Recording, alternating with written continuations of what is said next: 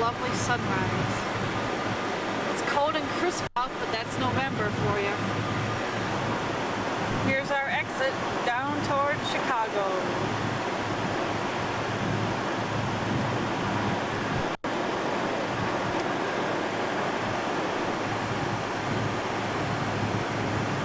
By the way, this is also the way we take to Pearl Lake, South Beloit. We'll be passing that area.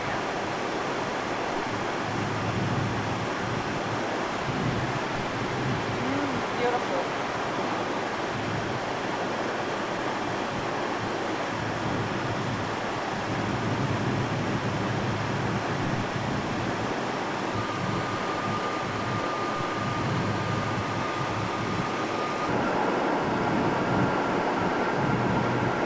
Here we are, there's Danesville down below.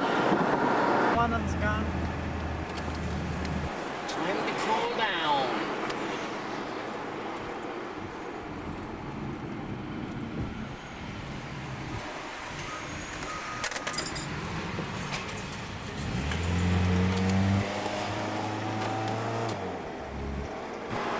Geez, things sure have built up around here. Clock tower. This is one of my... I like that. I like the clock tower. I always asked Dad if we'd go in, but we never did. They have a... Did you know they have a clock museum there? No. They do. I have a little pamphlet. Someday we'll have to. I have a little pamphlet from there my dad picked up.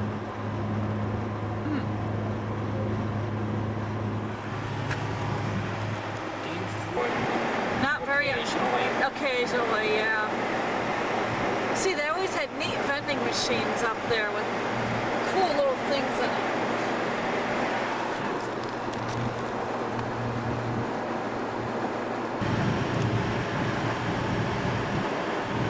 There's the big gold building. It used to be the only one out here, I remember. Now it's surrounded by many more. I don't remember what building it is, I just called it the big gold building.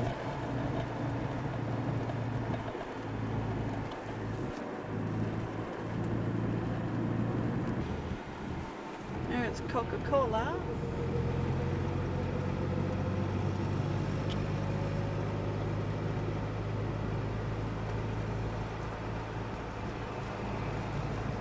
Show that to my friend Tobin at work. He loves Coke.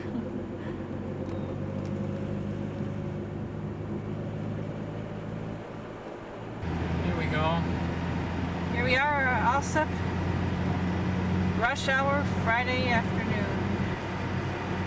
November 6, 1998. That's like our Shopco equivalent.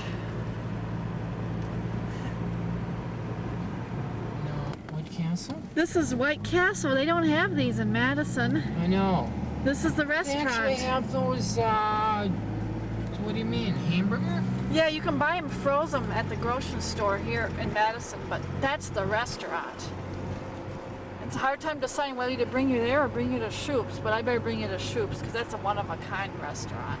Good. They have the best hamburgers you ever had in your life. Good. I'm looking forward to it.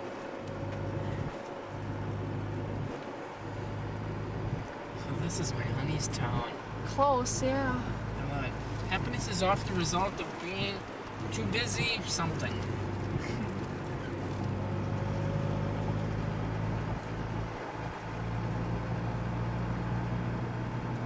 Chicago Heights. We're here.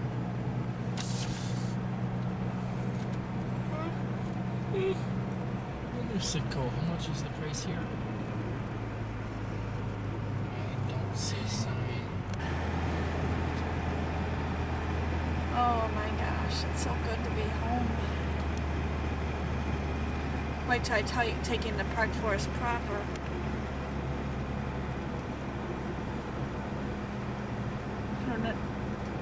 Didn't know when I'd ever get back here again. Mom used to go to Busy Bee to get plants.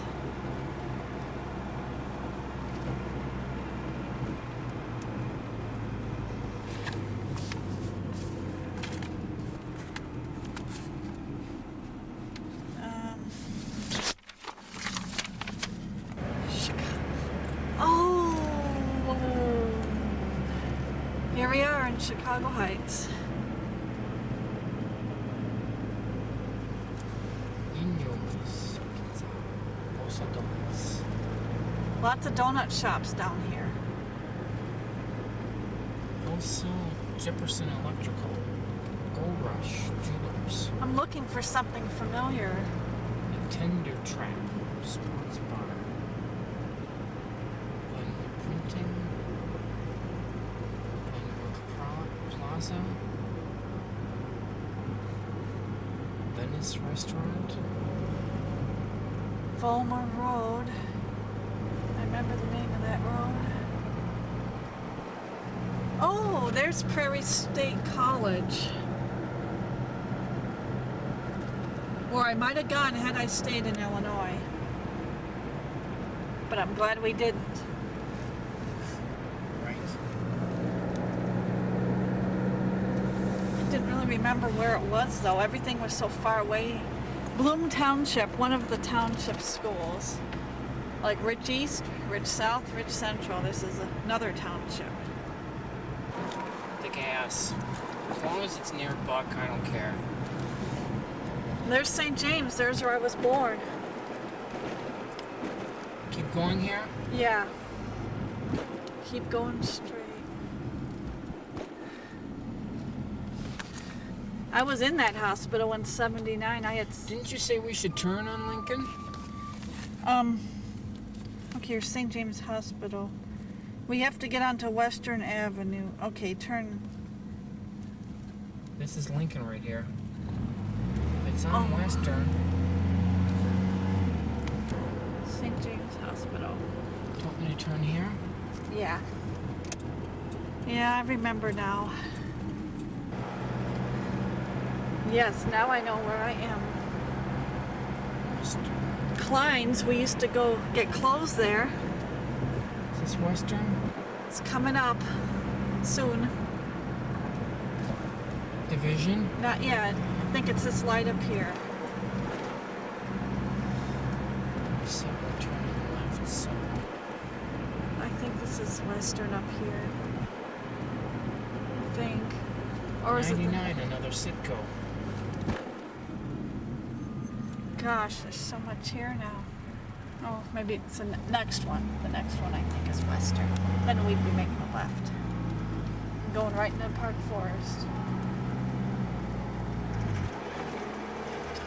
There's Shoop's up there. That's where we'll be eating before we leave. That's Shoop's. So a left up here. We need to, yeah, we've got to continue shooting while we still have sun. Yeah. I mean, I'm just telling you where it is. Shoops, where is it? Right here. Got it. Okay. Okay, a left at the light. Is this Western? Okay, this is Western. God, is it grown? My orthodontist office was up there in that building, past the McDonald's. That's where I went to the orthodontist. I changed batteries in the camcorder anyway. Put it hooked up to the big one. Pull over now. Yeah, pull over whenever you Julasco, can. well, you hit Julasco along the corners. There's Dunkin' Donuts. That's still here. Gosh, my gosh, it's so good to be home. Here we are. Almost about ready to enter Park Forest. Yep, Park Forest. I'm home, dear. Cool. I'm happy. 103 isn't bad either. Speedway. None of this stuff was here. Oh, the park we used to play at. We used to have a big tall rocket up there, but it's long gone. It's big tall. Well, there used to be a restaurant here a long time ago. There used to be a Golden Bear restaurant right here a long time ago. It was a pancake house type place. But God, this is all dilapidated and Park Forest abandoned. Animal Clinic. My mom worked there too. We just passed it on the right. We're going to. Gosh.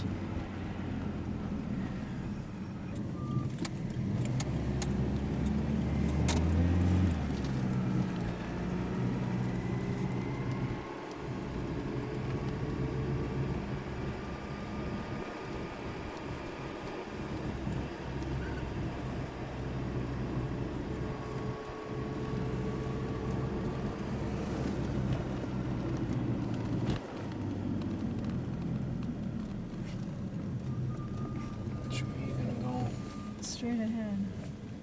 Okay. Here's the recycling center where I had my first job.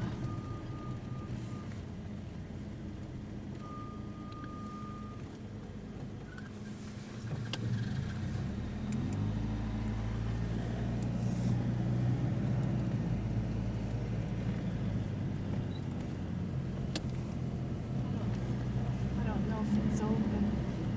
Well, if it is open, we'll just... But there used to be trucks lined out in front and bins for us to throw the glass, and a truck where we stacked the newspapers. Turn in. Turn in. Go on. I don't know if we're allowed to. It's okay. It's alright. It's changed. Go ahead now. Just go ahead and go through the back area. There used to be bins lined up in front right there. See that stairway? That's where the truck is backs up to, where we carried the newspapers to bring them in.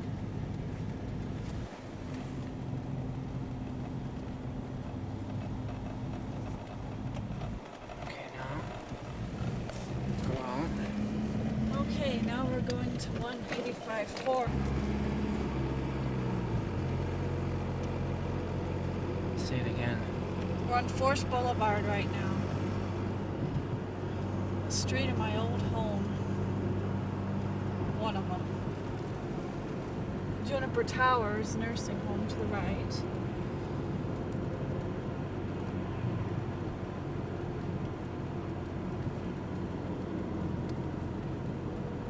Looking for our court. Oh!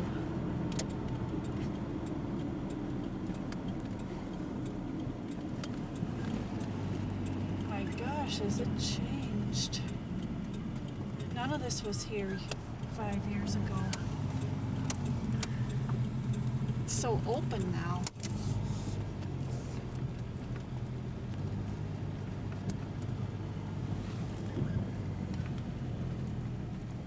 This is it. Right there with the porch light on, 185 Forest.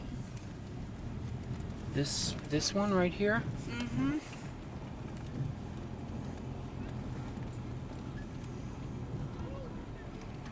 This is it. Oh, this one. Mm-hmm. We lived there for 10 years. Okay.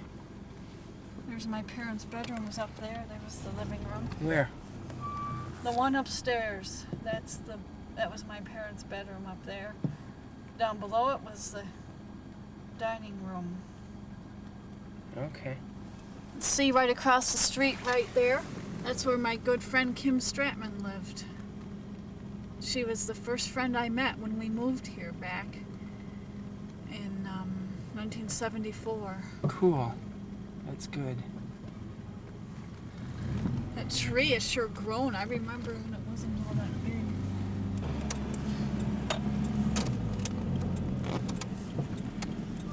Everything there, it's gone.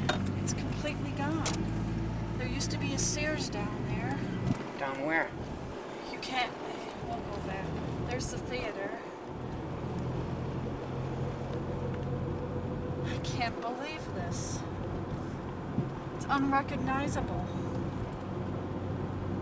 Cities change to accommodate the times, don't they? God, my Lakewood School used to be there. There's my public library.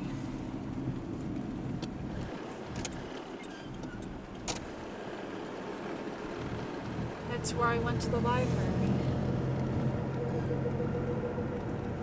Oh, here's something that's the same, the Freedom Hall. That's where I did my tap dance recitals. There's Central Park where I played. Central Park. It was close, real close to your house. Yep.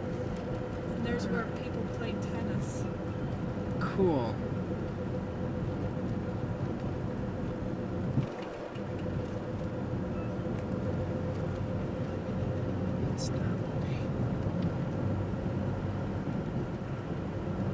Pretty soon we'll be making a right onto High School, Rich East.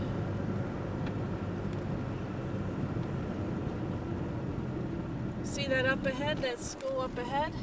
That used to be my junior high school, Westwood Junior High, but the name had since changed to Forest Trail. This is the church right here, back behind you. That's where I went to my Girl Scout meetings. Seventh and 8th grade. Okay.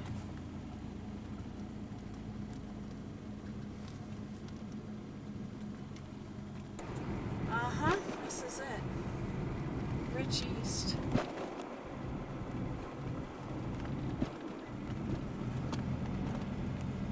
Turn in. Go on. I'm trying to. No, that's the wrong way. I have to enter here. Okay. I gotta figure out where to park.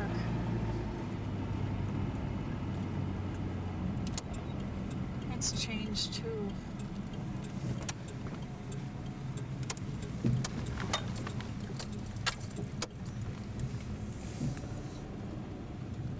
God. I want to go in.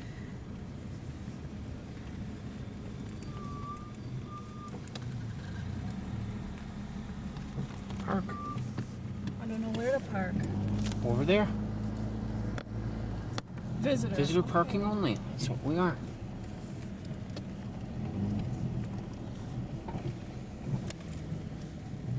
Good, we're good right here.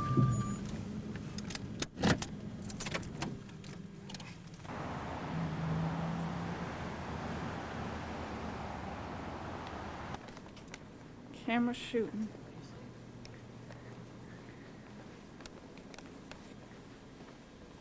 Yes, we had many plays in here, many assemblies and gatherings.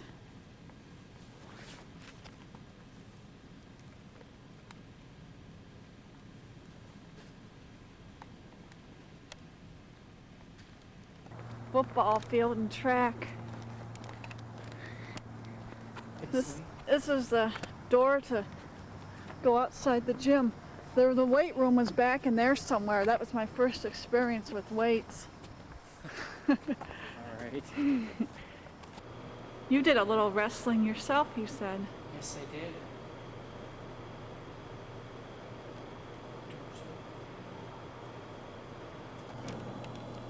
Yeah, this is locked, isn't it? Yeah.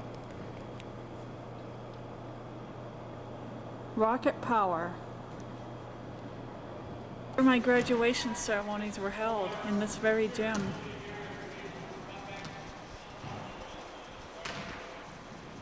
Oh man. There's the lagoon, all right. See, see under the stands there was a little area. Our Key Club used to sell concessions at the football games. The football games were held out there. Yeah. I see the building. Yep. I see the building right there.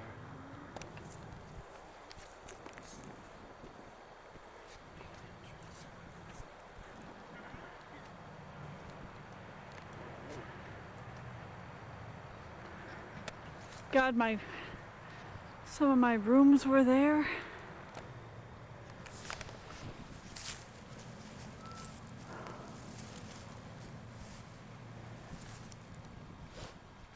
We used to do our archery for gym out over there.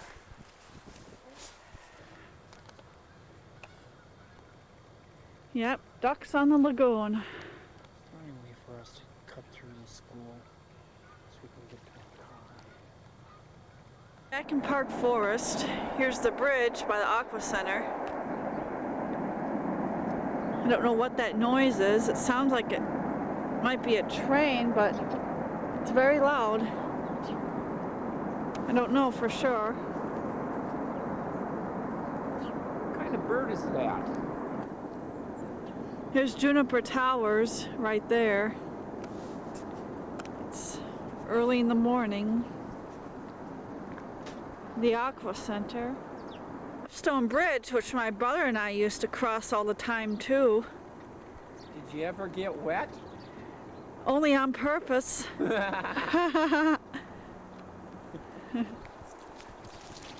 My brother used to look for crayfish in this creek. Did you ever find any? Yeah, sometimes. Well, this thing has been here over 20 years.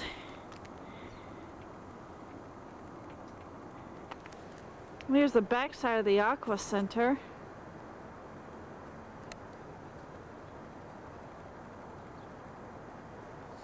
There's the playing field at Central Park.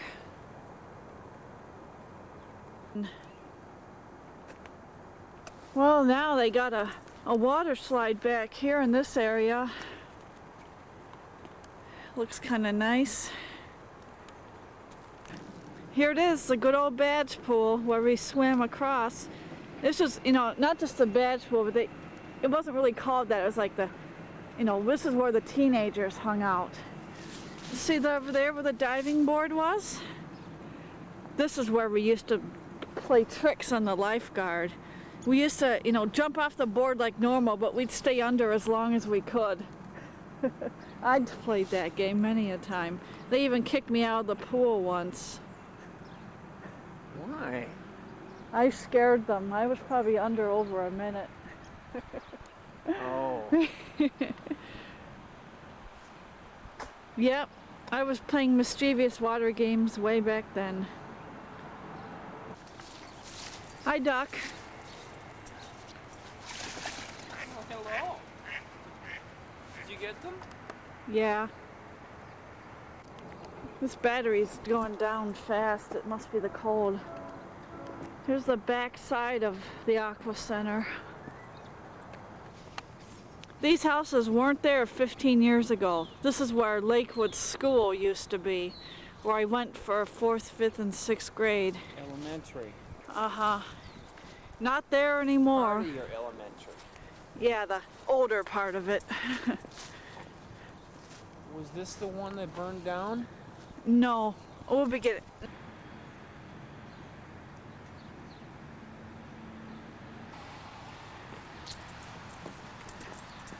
Oh, our library. That looks about the same as it always has. That might make a difference. Okay, this is the view to where the McDonald's used to be on the corner. Now there's a Walgreens.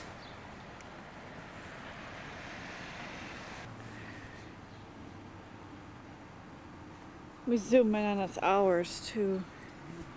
Wow. That's long.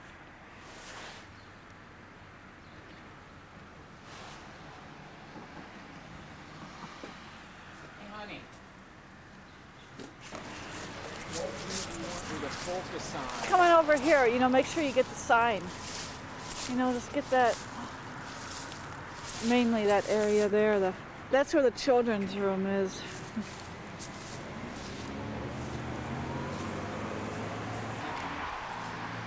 Here's the Freedom Hall.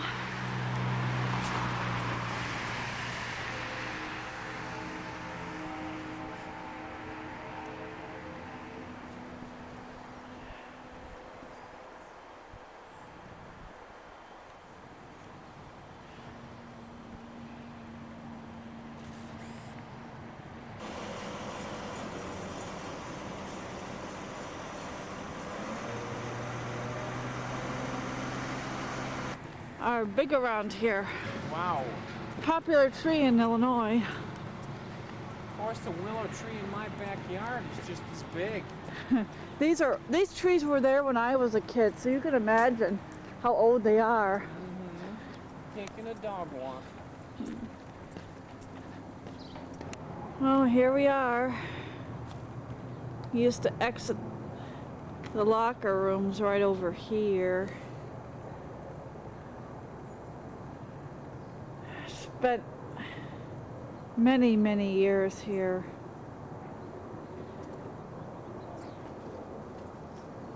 8, 9 summers.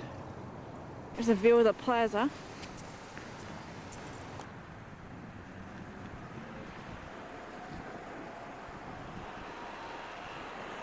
Sun out of it. That's okay. I got video of the sign.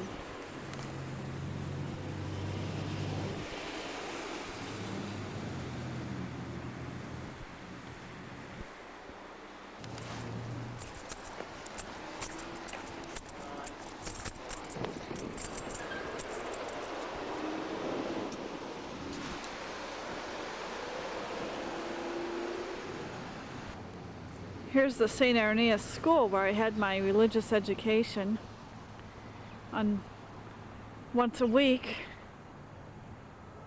for several hours.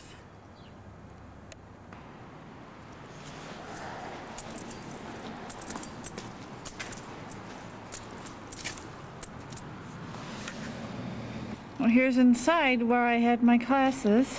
I remember going down this hallway many a time.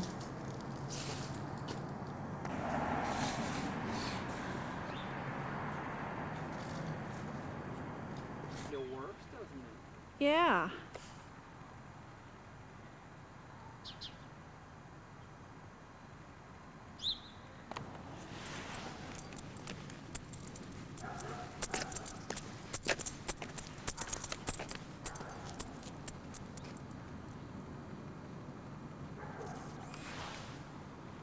Oh, I got it. Here's where we first lived. From 1966 to 74. 153 Hemlock Street. Well, here it is, the inside of the court.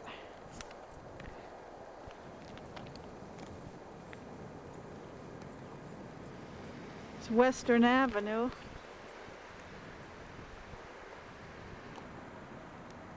I used to have this red wagon. Mom would pull, my friend Laura, I had a friend named Laura who used to live right next door here. Full within a couple of buildings. My brother was too young to remember this area, but I used to go out with my friends and parents, and when we lived over at 185 Forest, we had pillowcases one time. We were a bit older, and we had to go back home and empty them and go out again. They were getting very too heavy. full. Yeah, they were really full. Candy.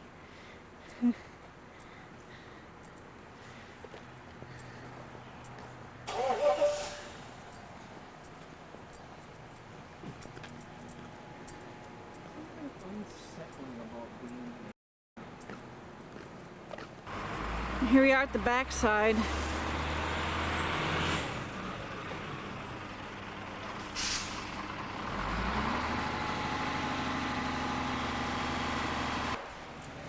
One that you used to walk to from here? No. It got burned down. Well, here's what's left of Dogwood, where I went to 2nd and 3rd grade. Back up a little more. It's now the India Community Center, what's left of the building, that is.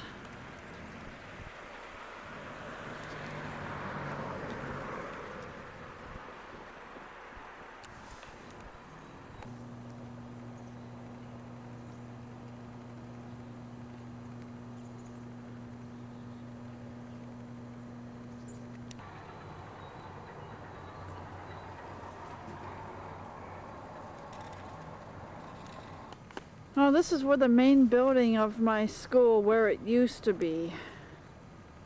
All the way down to the end. That's where it was. Playground, all that's long gone.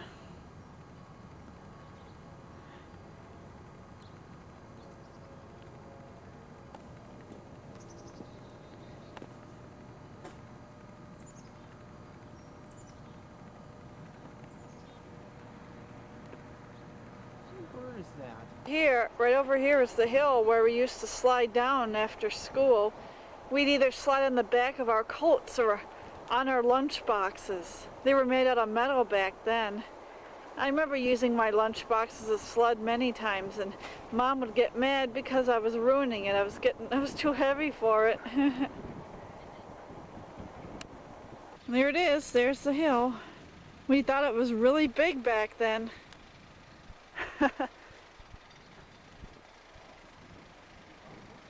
Here there used to be a playground by these benches. They're long gone. Everything is gone.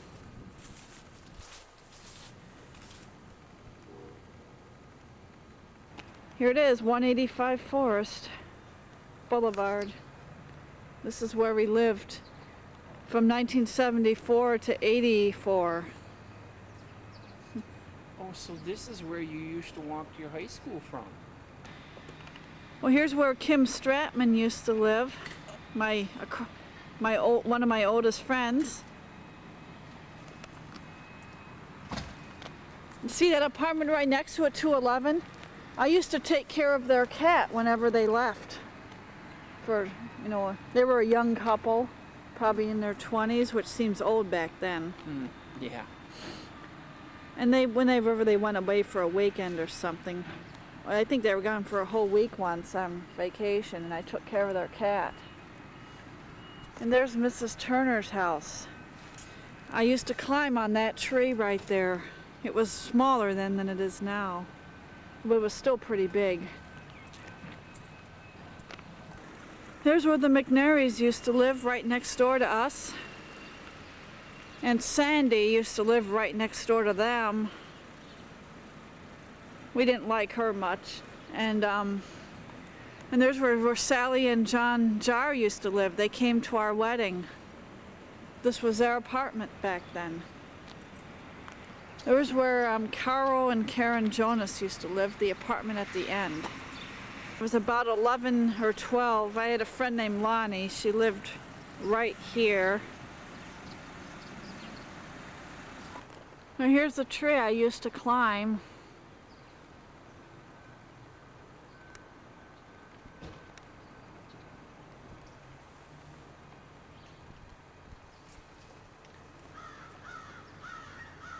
Well, this is the area right here where the park used to be. Park is gone. Sears is gone. Everything is gone.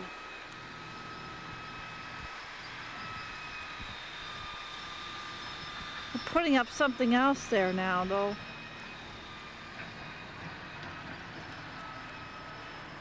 Used to play out here.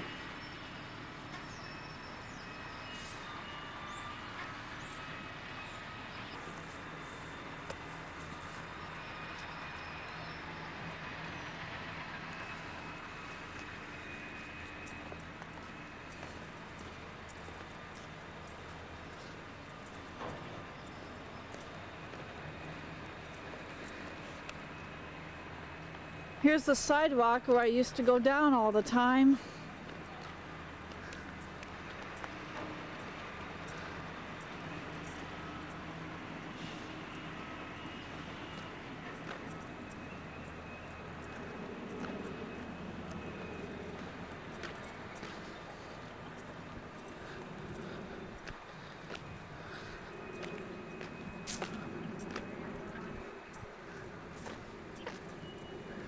Just a minute.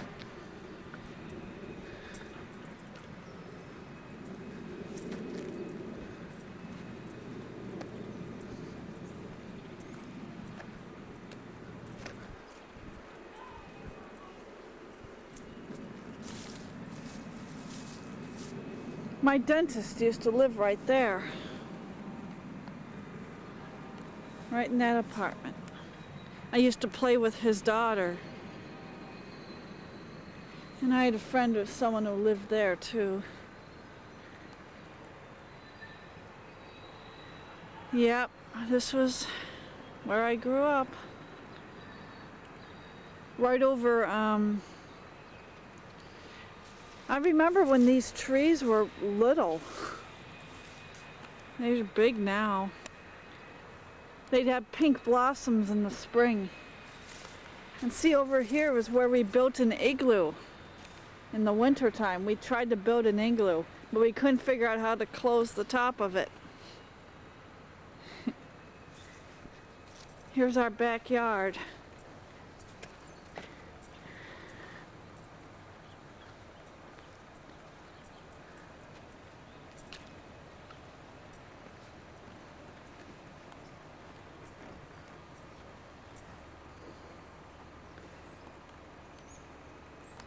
Notice how the grass is really fine here and delicate? Mm-hmm. It's because it didn't get much sunlight.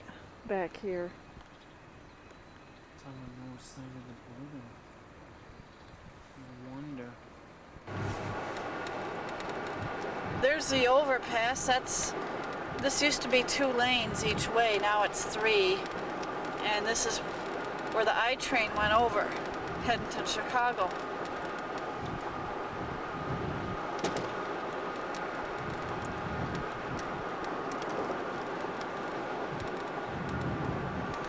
And we're on our way to the White Hand to see if maybe we can, Buy some Green River soda. yay! We haven't found any yet. We've been to Jewel, we've been to Dominic's, 2 Jewels actually. They say they only sell it there around St. Patrick's Day.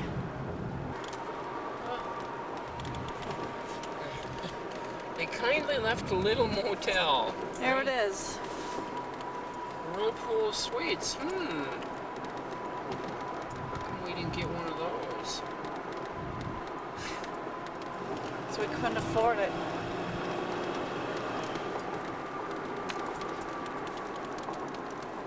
Lincoln There's Mall. more of Lincoln Mall. There's so many stores around here. I don't know where White Hen is. Don't have a clue.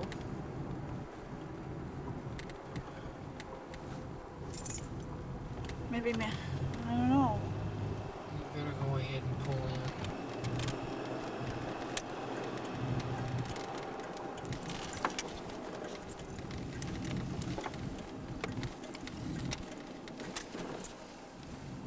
I don't know where, but we gotta pull in somewhere. Remember this, everybody? Meaning my family. Erie Crown Theater.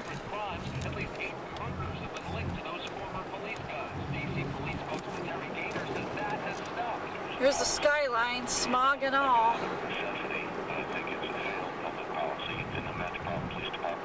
Soldier Field, Burnham Harbor.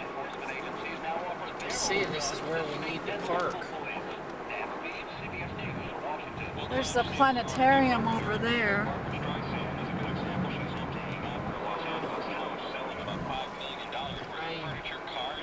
I don't know where to park. Maybe we should have exited. Let's keep watching. Maybe there'll be a sign saying where to exit to get to the aquarium.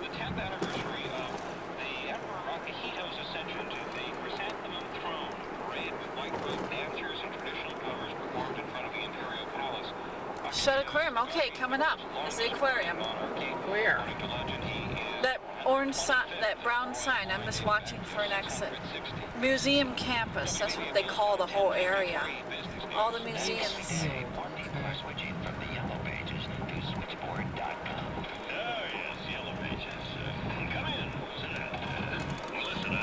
Total confused. Okay, it looks like we turn right here, Al. Turn right here. Museum campus. Yes.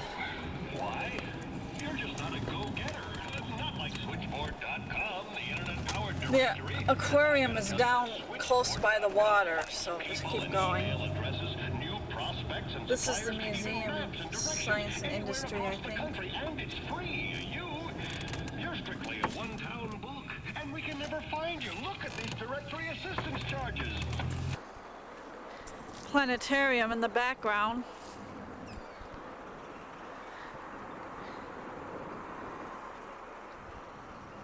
There without any cars. Yeah. Are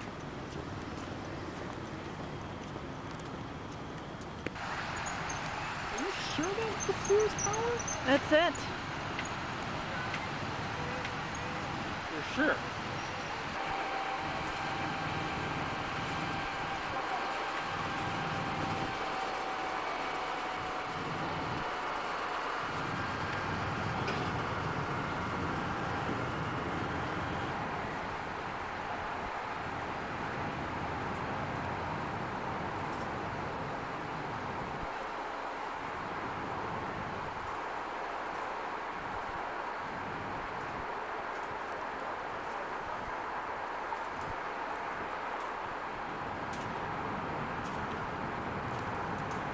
Well, way over there is Navy Pier.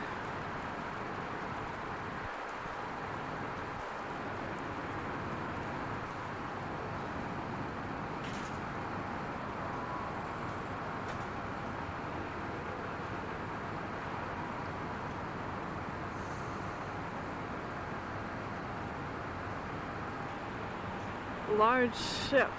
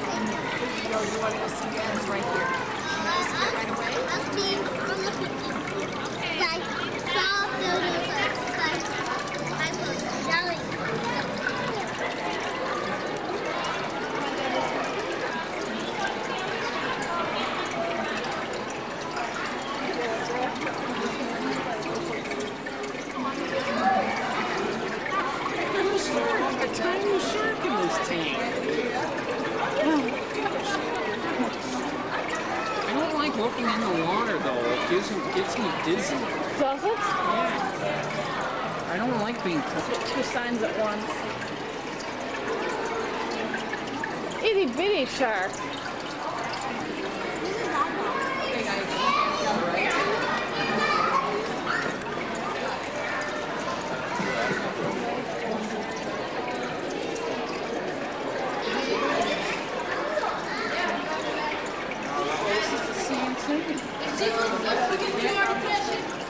It's just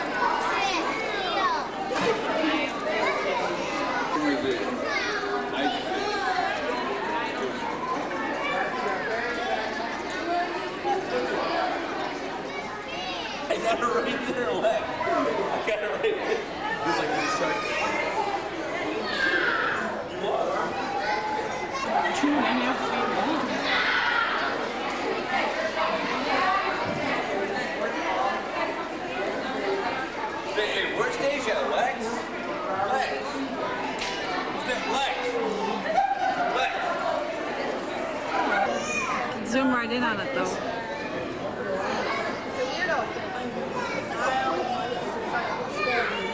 he doesn't like me being so close. So that's a rather unique fish. This looks very good in slow motion. In the low light. It's a little bit slower than real time. It looks good on the fish.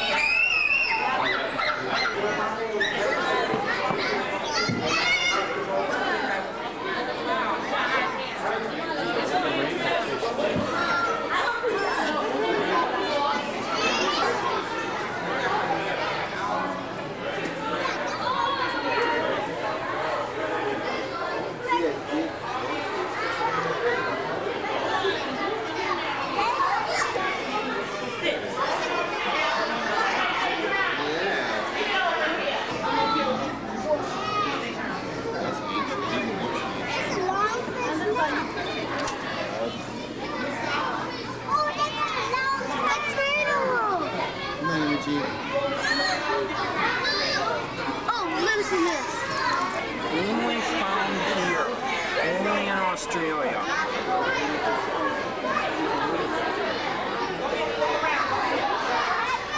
I don't know about you, but boy, this is sure going to help in our fish identification, won't it? Uh-huh. We ever get down there, and that's right where we're going to be going. Oh, yeah. That's where the Great Barrier Reef is.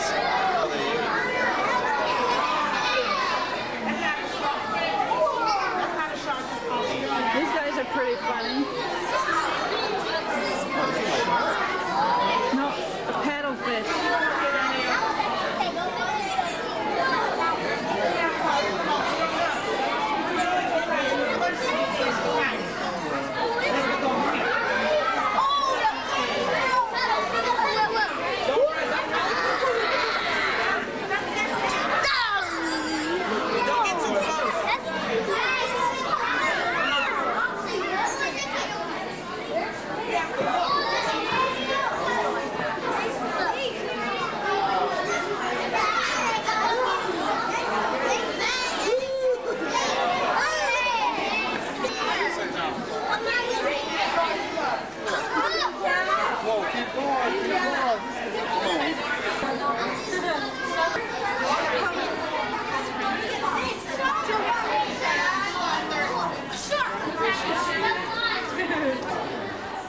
I wonder if these environments are what the fish are used to. Of course, they couldn't survive otherwise. No. I don't mean that. I mean, will this typically be where you might see them in this kind of environment?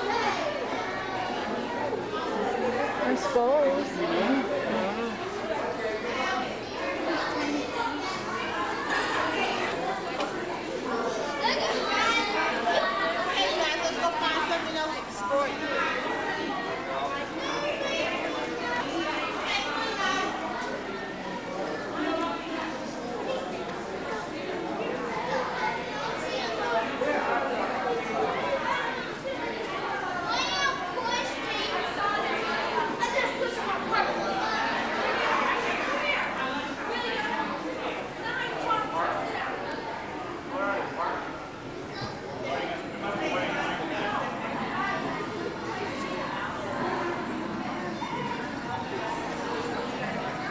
I'm spoiled.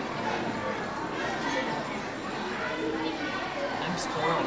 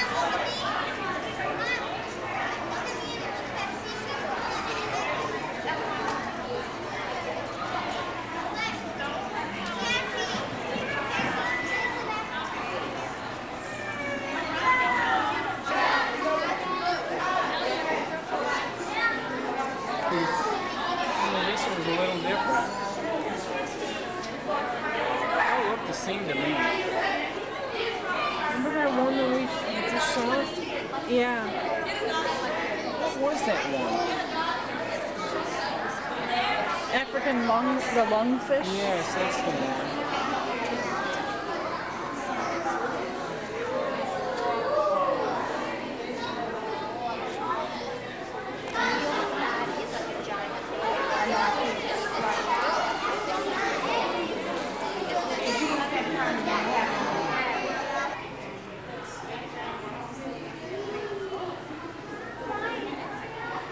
Look at him, he's looking at us. There's those eyes.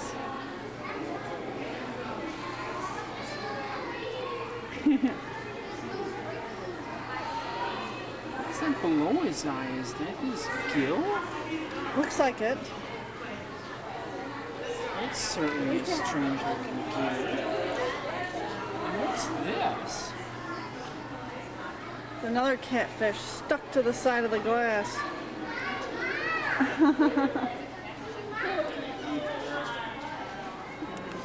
Look at that. That ray is very dangerous.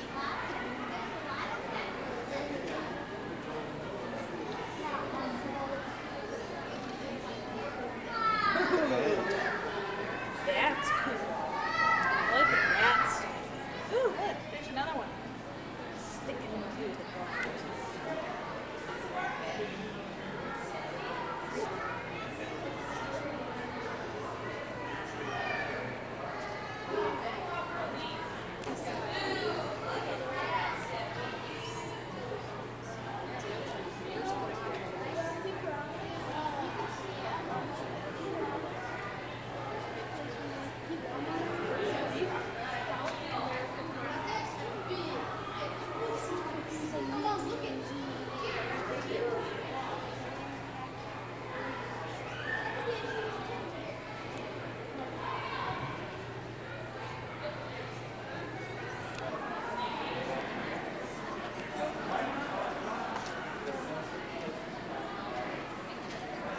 Look at that big one. Isn't he cute?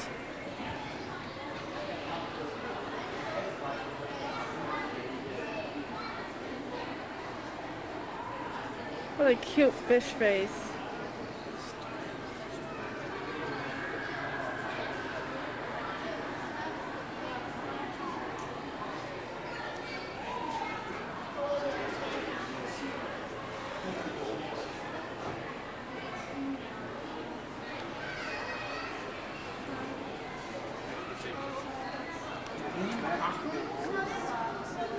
Oh, here's the big one. Yeah, that's him.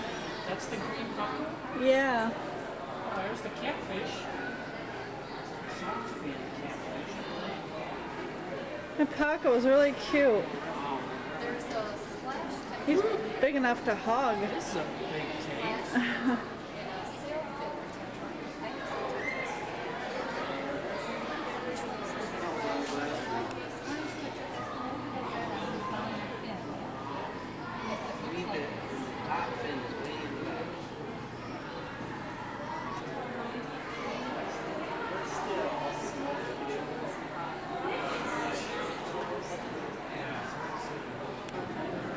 What is that?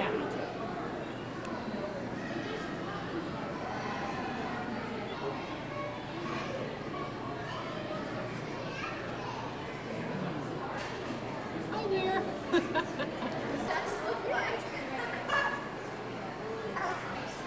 It's like his shiny scale. Remember in the Rainbow Fish book, he has a shiny scale, but he's too pretty. He won't give them away, and then he's sad.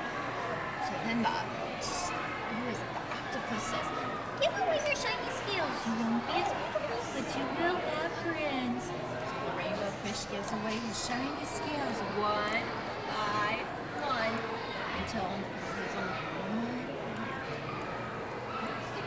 When he's swimming off with his friends.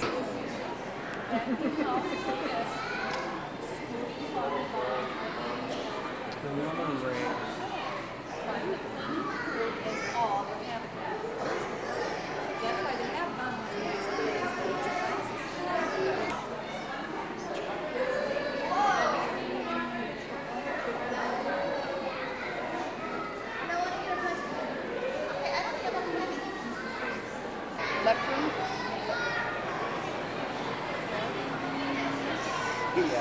Right.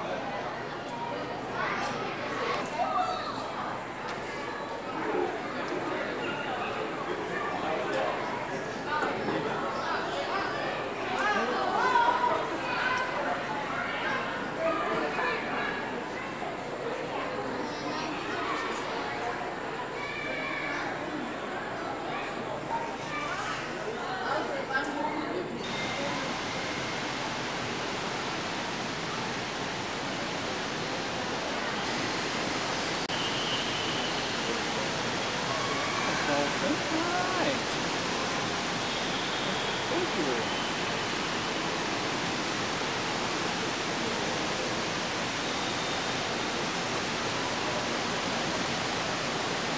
All right. Thank you for coming to the service. Got a couple of them over there.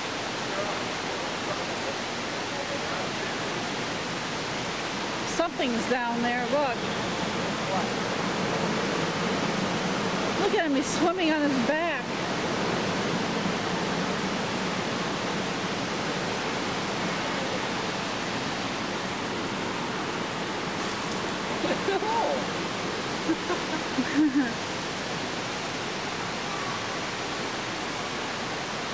Those lucky divers.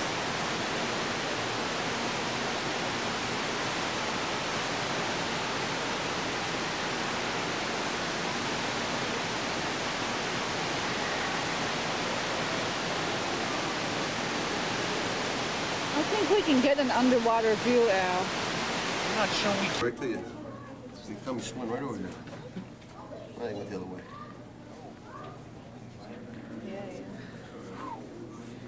There's one down there too.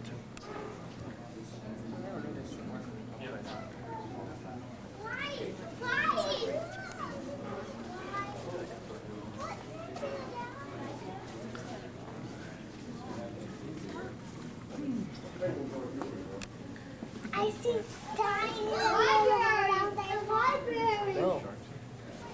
Were they good books?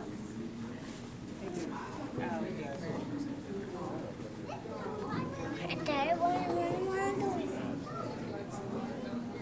Swimming up.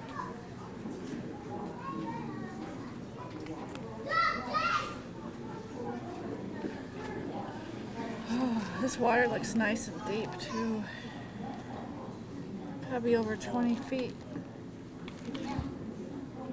Is the water on the skin there? Yeah. be at least 30. Good At least visibility. 30 feet. Boy, that would be fun to dive in here. Oh boy.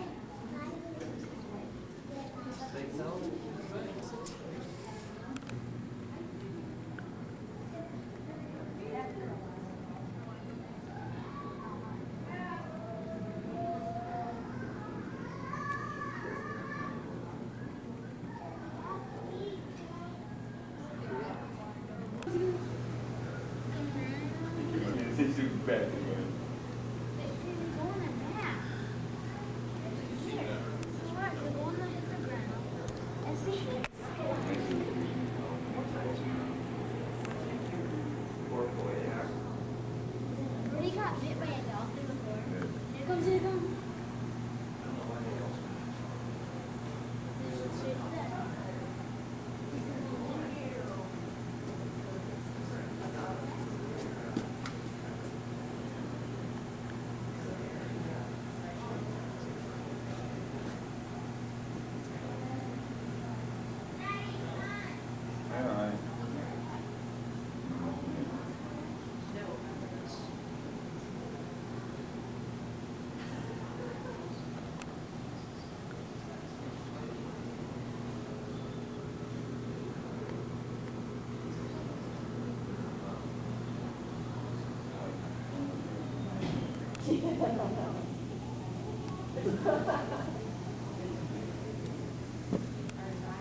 Sit down.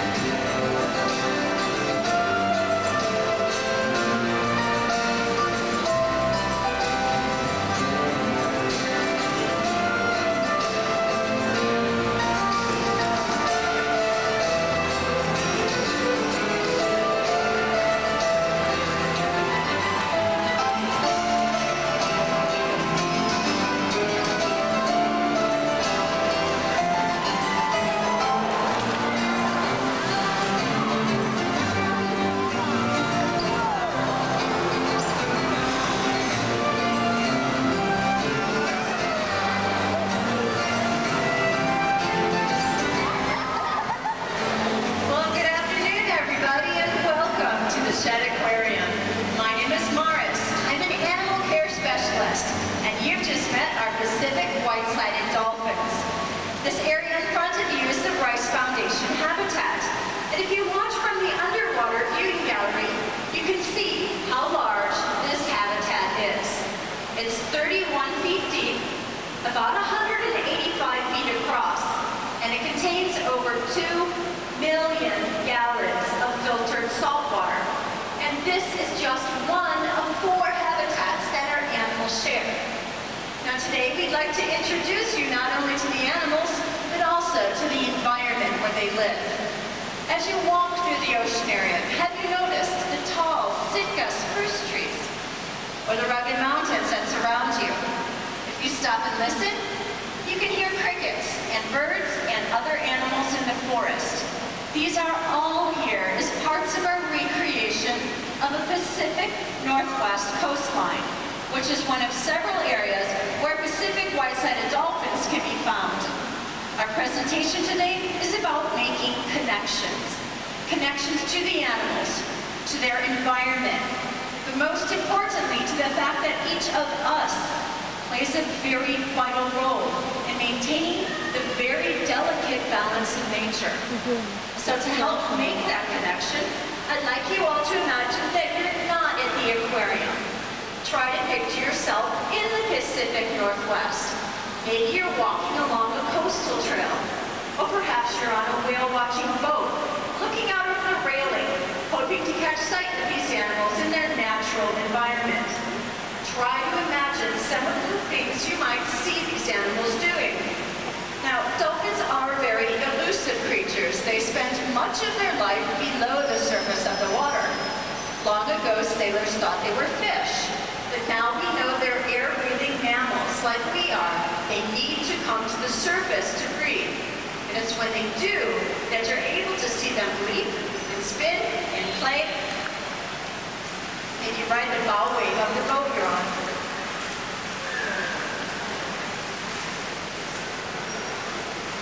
You can hear them make sounds, which might come up through the hull of the boat you're on. Maybe you'll see them splash their bodies on the water.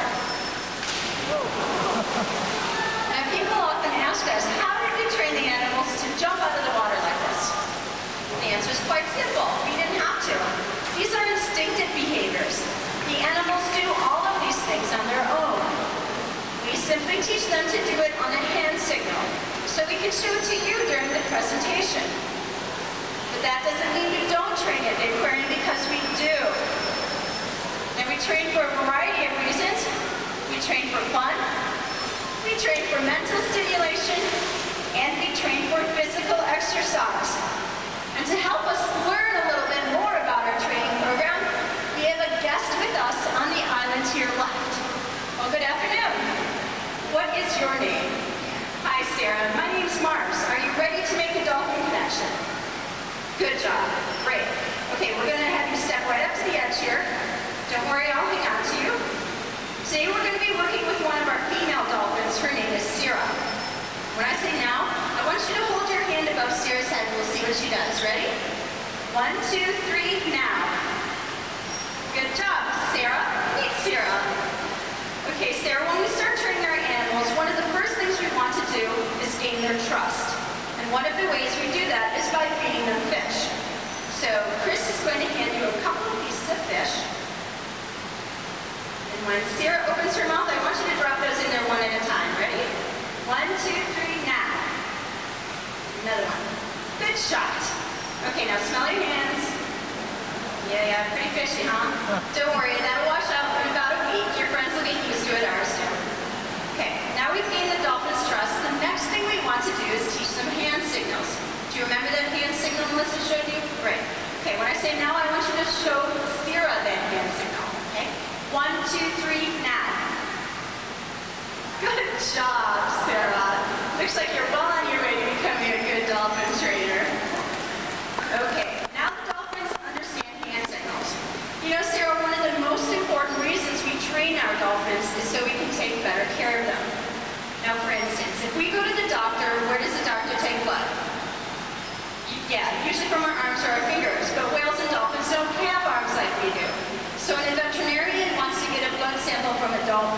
they'll take it from the underside of their tail. I'm going to give Sarah another chance for that. Looks like she's taking a trip around the habitat to see what's going on. Okay, if you look around the habitat, you might notice some of the trainers cradling the dolphin's tail in their arms. It's in that position that a veterinarian could get a blood sample. Now, we usually only take blood on the animals once every month or so, but we'll take their tail in our arms and play the veterinary game several times every single day. You can see Tim on the island to your right in the blood-taking position. Okay, how about the dentist, Sarah? You like going to the dentist? No? No? Well, our dolphins do, because we've made that into a game as well. Chris is going to hand you a spray bottle. And just like when you go to the dentist, when he has Sarah open her mouth, I want you to spray some water in there. Good job. We do this because we think it tickles their teeth and their tongue and their throat. And at the same time, it gives Chris a chance to look at her teeth, just like a dentist would. Now we're going to give you one last chance to make a good dolphin connection. I want you to bend down and rub Sarah's side. Again, if Sarah were a veterinarian, she could bring down an ultrasound machine or a stethoscope to see what's going on inside of the animal. This is just another way we have of taking better care of our animals. Good job, Sarah. How about a nice round of applause for our volunteer who's made a dolphin connection? As a matter of fact, it was through using these cooperative behaviors that we were able to detect last year that one of our female belugas was pregnant. You may have heard, but this summer she gave birth to a very healthy female baby, which is called a calf. We are continuing to monitor the calf's progress 24 hours a day. It's for this reason that the coastal walkway access to the beluga habitats has been closed. You are, however, still able to view that very cute little calf, and access to her viewing is through the Phelps Auditorium, which is up the amphitheater and to this, up to your left. Yes. Okay, now let's get back to some of those natural behaviors we saw earlier. Few animals are as aerial or as acrobatic as Pacific white-sided dolphins. One of the reasons they're able to leap so high is because of their powerful tails. You can see how strong those tails are in this behavior, which is called tail walking. Each of these animals weighs about 200 to 275 pounds. So you can imagine how strong their tails have to be to lift their bodies up like that. Now, tail walking is actually an extension of a behavior known as spy hopping. As you might be able to tell from the name, spy hopping is when the animals lift their bodies above the surface of the water to get a better look at what's going on around them. Dolphins are very curious creatures. They do have excellent vision, both above and below the surface of the water. Those powerful tails can be used for other things as well. Earlier, we saw the dolphins slapping their tails on the surface of the water. This behavior is called tail lobbing.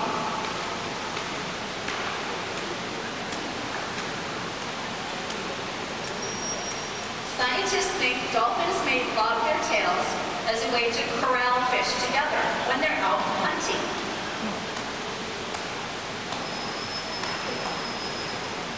And many animals communicate using body language or body posturing.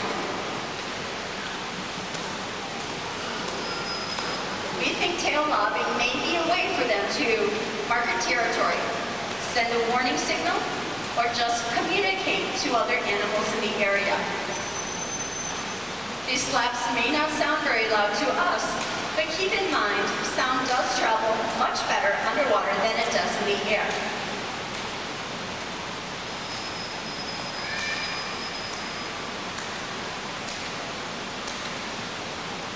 Perhaps the most spectacular form of communication is the breach, where the animals leap out of the water and crash onto their sides. Small dolphins breach, large whales like the humpback breach. Sometimes they do this 30 to 40 minutes at a time, over and over again. We think breaching may be a form of long-distance communication. Or maybe breaching is a way for them to scratch and itch. Without any fingers like we have, what better way to scratch and itch than with a breach? we think of communication, we usually think of it as verbal or spoken, right? Well, dolphins can make a wide variety of sounds. But these sounds are not coming from their mouth. They're actually coming from that hole on top of their head.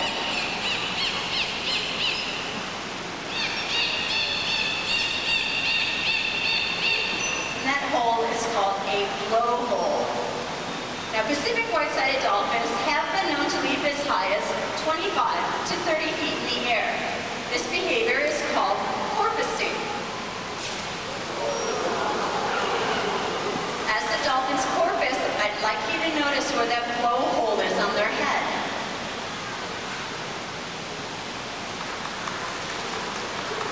We think porpoising may be a way for these animals to catch a quick breath of air. Or maybe this is a way for them to pick up a burst of speed. Now, a burst of speed would come in handy when they're pursuing their prey, or when they're trying to escape their natural predators like killer whales or sharks.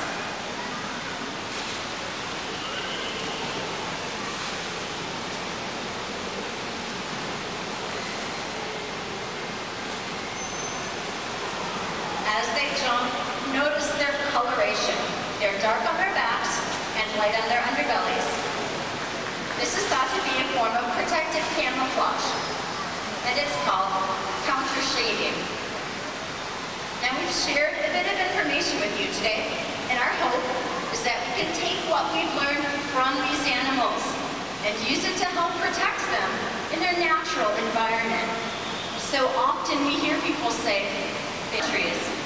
We just toss our garbage into the streets and into the oceans. There may not be a place for these animals to live for much longer. It's never too late to begin doing our parts.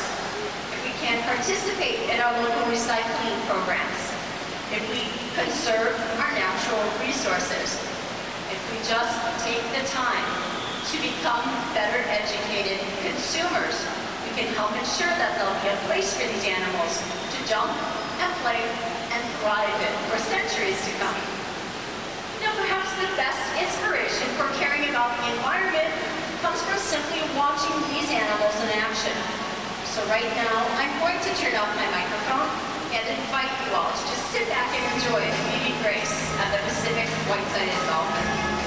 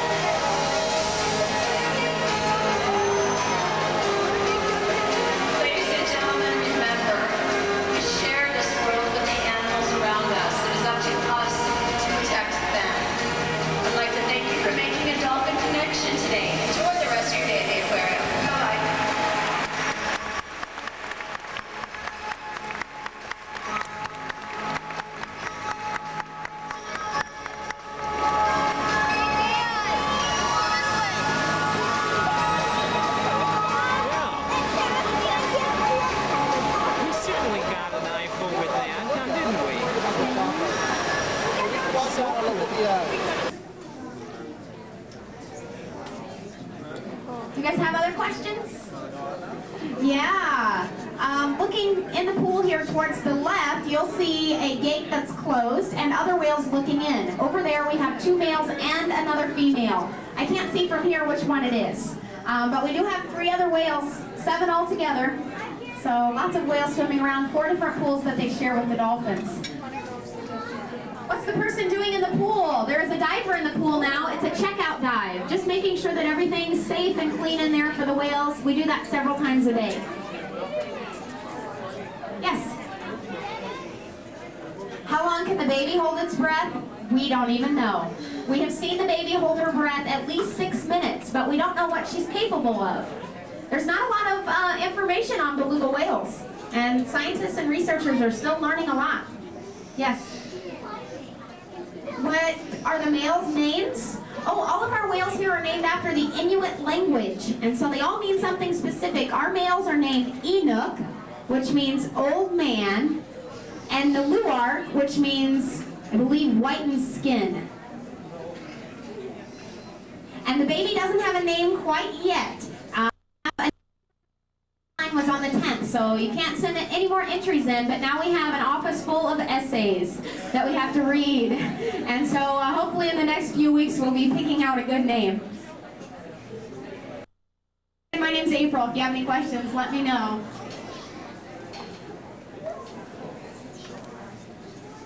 How are you guys doing down here? Good? Yeah, that's a good question. Is this where beluga came? Beluga means white in Russian. And these are the white whales. The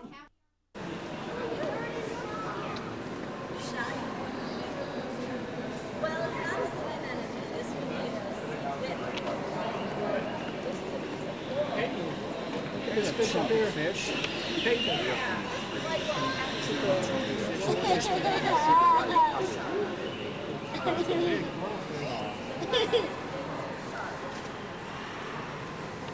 Well,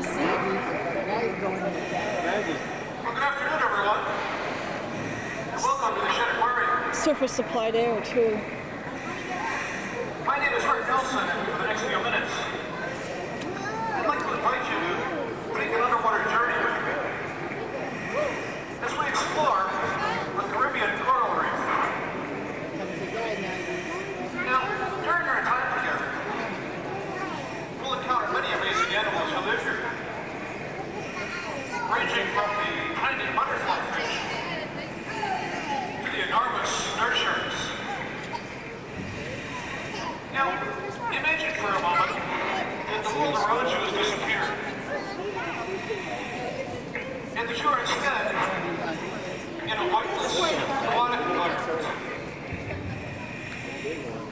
As you float effortlessly in the warm, clear salt water, you can see life above, below, and all around you. The sounds of talking and laughter that you hear now have been replaced by snaps, grunts, and scrapes. Which could be from the snapping shrimp,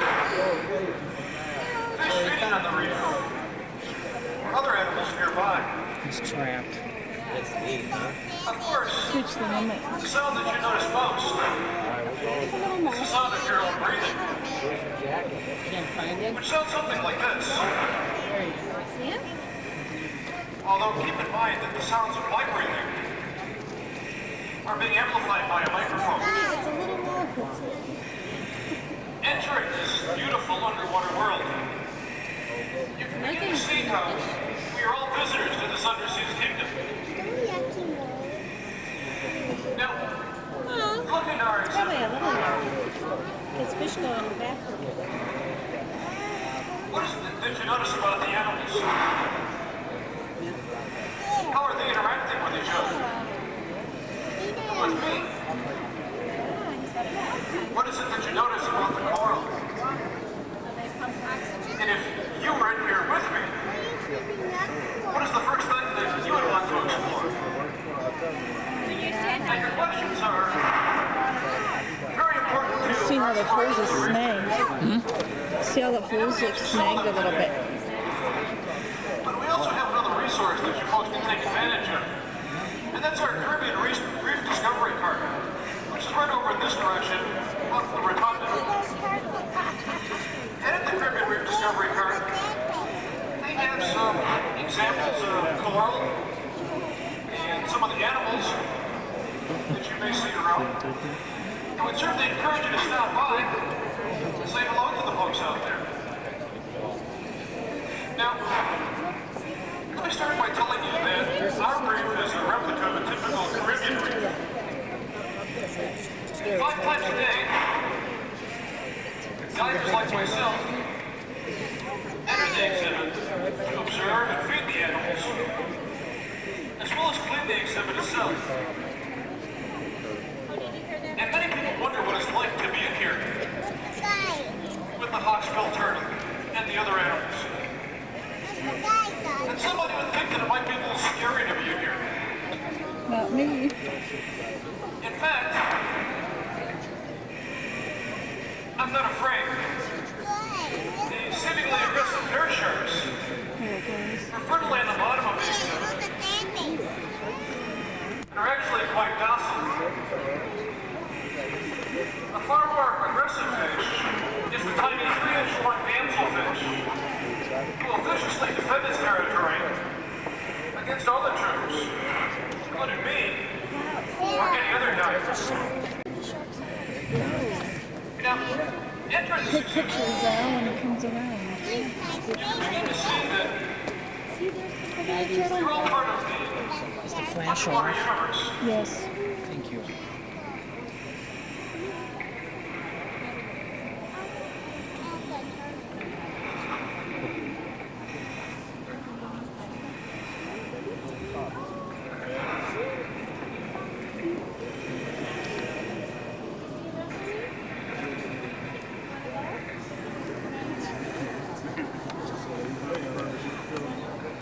I waited too long. Eventually.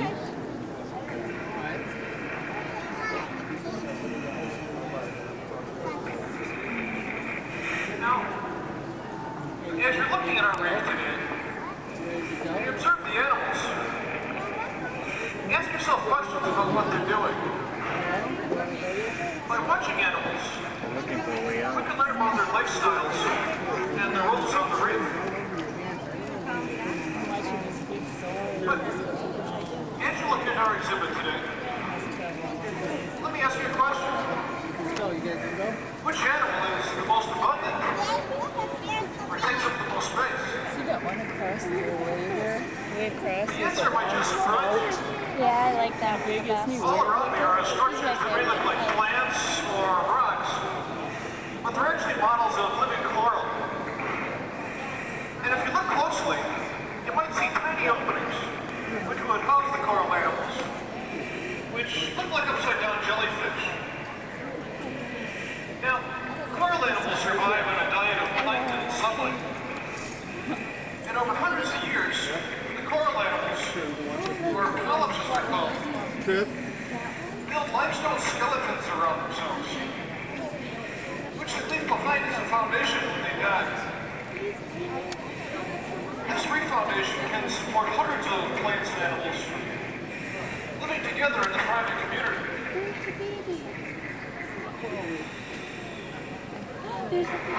Wow, I thought that was a shark. Is that a shark?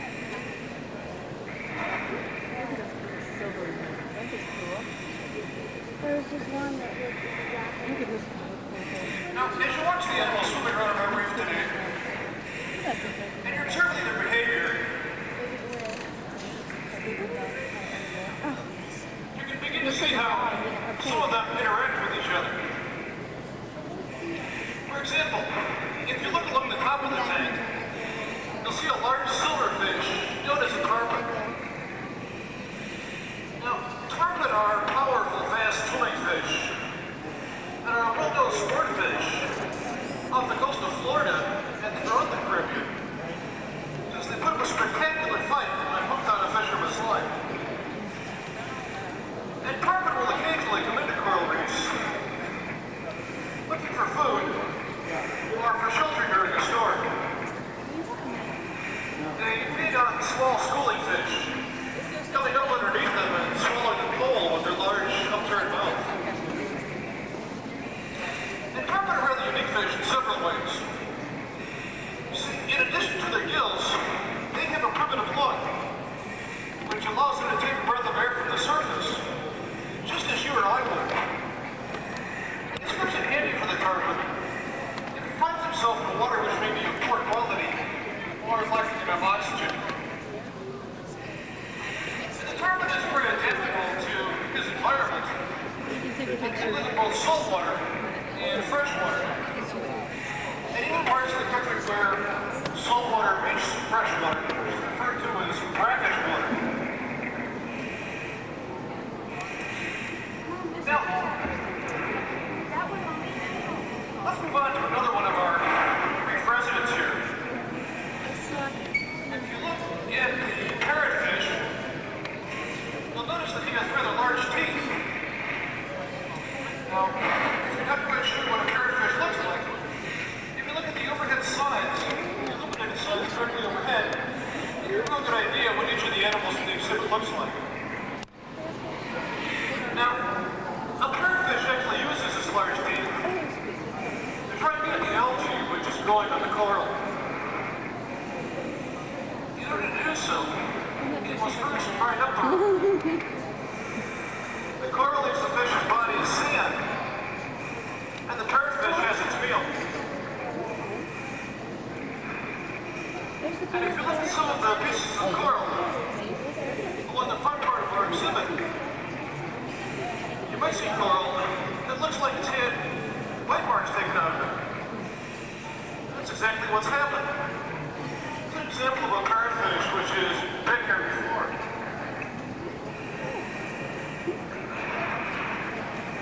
And that's an interesting thing to do on a reef.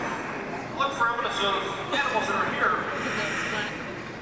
but are keeping out of sight. For instance, Those are awful. along the back wall of the reef, That's what he's talking about? there's a hole in the reef.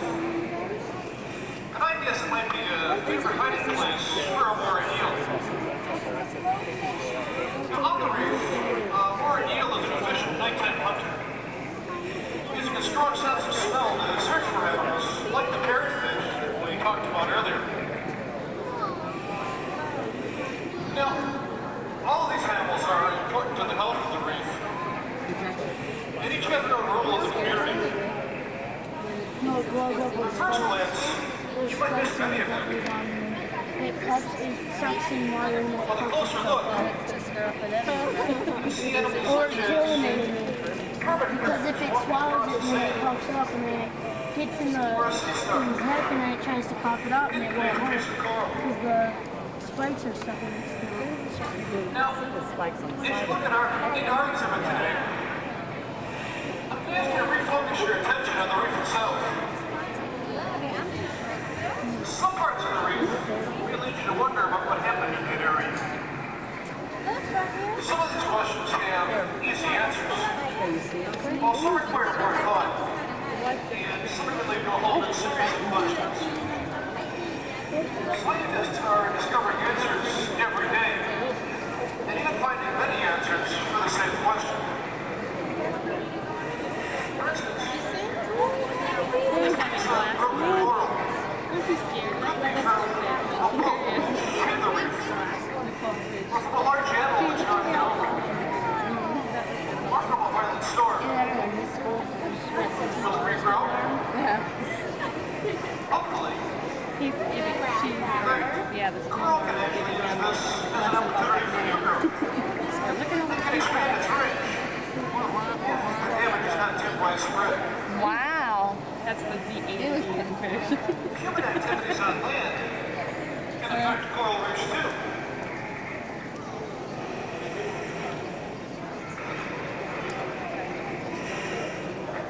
The process of runoff occurs when the soil and other elements are carried by streams and rivers into the ocean. When runoff settles on top of living corals, it's called siltation. Here along this wall, we have an example of siltation. Unless the silt is washed away, we'll eventually swallow the coral and kill it. even though the silt may have been generated many miles from the reef. Its presence here tells us that human activity and coral reefs are connected. Now,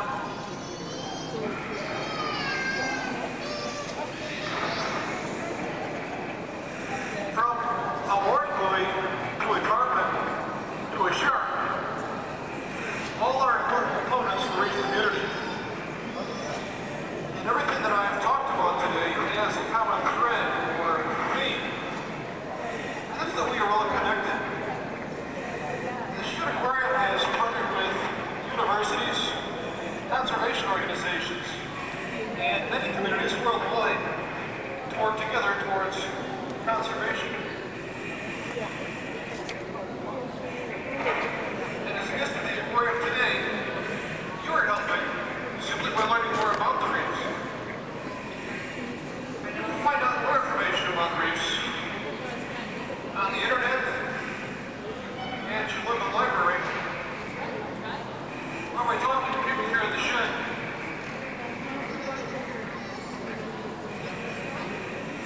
Now, whether you're an avid diver like myself, a recreational snorkeler, a scientist, or simply a visitor, I hope that you can see that we are all connected.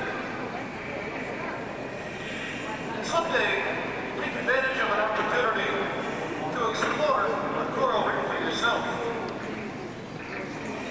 The experience of feeling weightless underwater, or seeing an animal like a permit, or a tarpon, or a nurse shark swim within inches of your mask, is one that you won't soon forget. We won't forget our dives now. Now, They were wonderful. on behalf of everyone here at Shedd Aquarium, I'd like to thank you for joining me in this undersea exploration. Hope that you enjoy the rest of your day with us. And come back to see us again real soon. Goodbye.